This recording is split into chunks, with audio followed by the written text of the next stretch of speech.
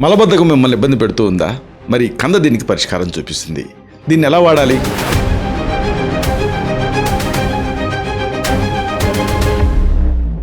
శారీరక బరువు తగ్గించుకోవటం చాలా కష్టం అనుకుంటూ ఉంటారు.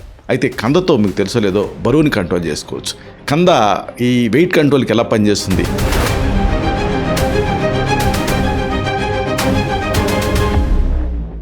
డయాబెటీస్ ఉన్నప్పుడు కంద మంచిదేనా? ఇది రక్తంలో చక్కెర స్థాయిల్ని ఎలా ప్రభావితం చేస్తుంది?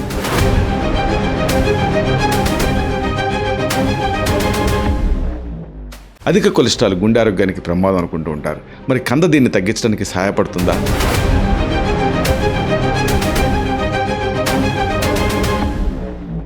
కీళ్ళ నొప్పులతో బాధపడుతున్నారా?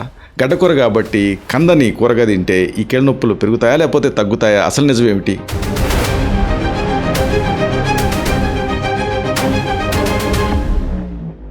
ఈ మొత్తం విషయాల్ని మనం ఒక వీడియోలో చెప్పుకున్నాం. దాన్ని ఆ లింక్ని కింద ఇస్తున్నాను. దీన్ని మీరు క్లిక్ చేయడం ద్వారా ఈ మొత్తం సమాచారాన్ని మీరు చూడొచ్చు.